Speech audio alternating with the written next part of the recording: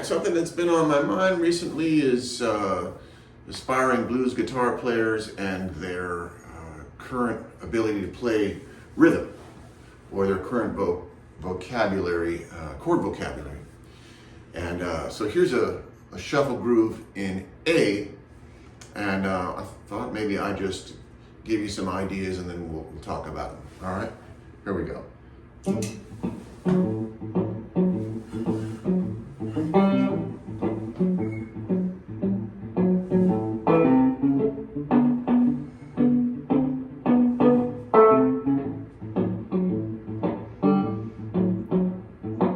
So you don't want to play exactly what the other guy's playing when you're in the jam. So what if you played a line, something like this?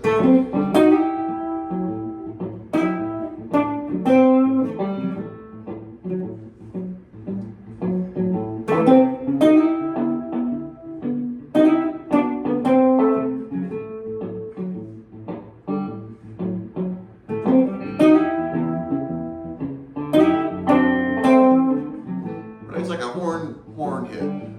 Here's this.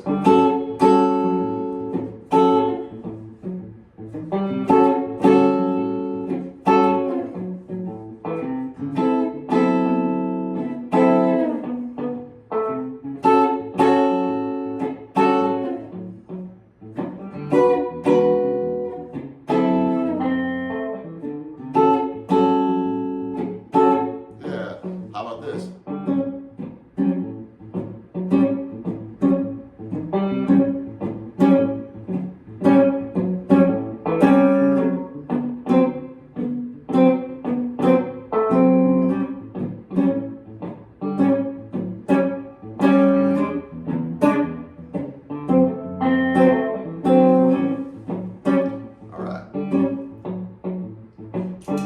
All right, let's talk about those real quick. The first one was just, to my ear, it sounds more like a horn line, and it's really just something out of the minor pentatonic, right? That double stop.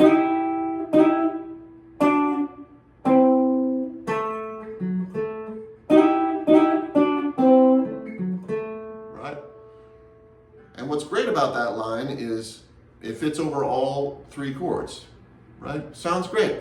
And you know, if you turn your volume down a little bit, it's a really nice accompaniment technique while somebody's doing that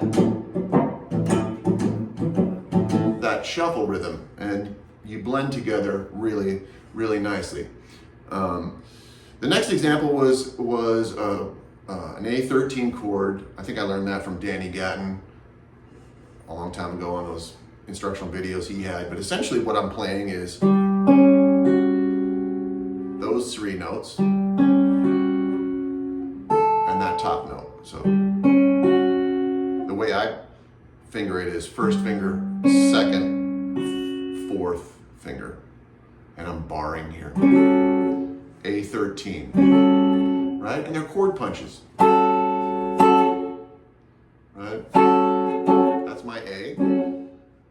For the 4 chord, D, I play the old James Brown 9th chord. But I don't think I played the bass. I think I just played the top 4 notes.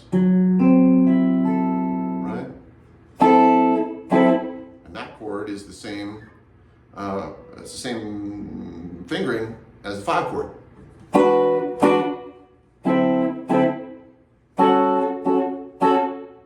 The last thing I think is maybe the most subtle, but it's possibly the most important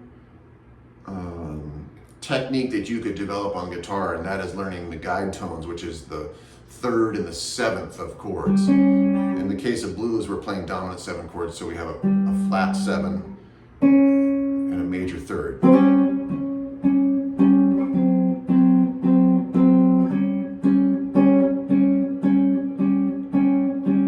That's a 4 chord.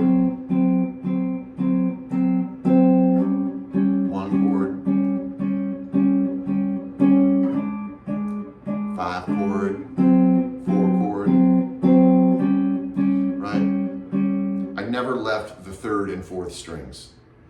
And what's interesting is when you play the A guide tones, third, and seventh. The 4 chord is only a half step down. Right? The 5 chord is a half step up from A. So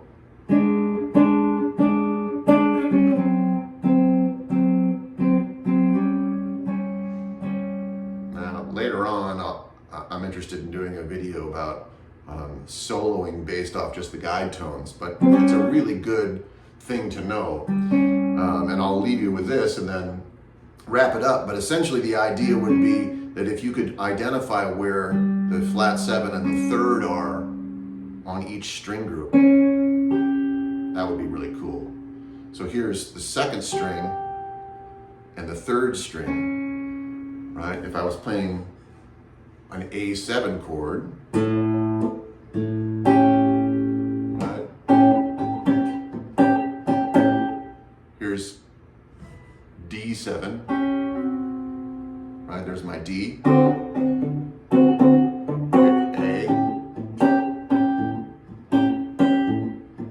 Here's E. D.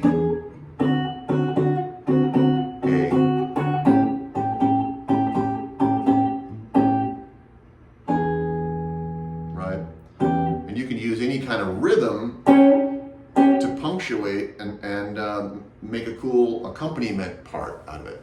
Anyway, these are just a few ideas that would be really helpful if you were going out and playing a little blues gig, so that you have some interesting things to play outside of just doubling the shuffle rhythm that maybe one of the guitar players might be playing. All right, good luck.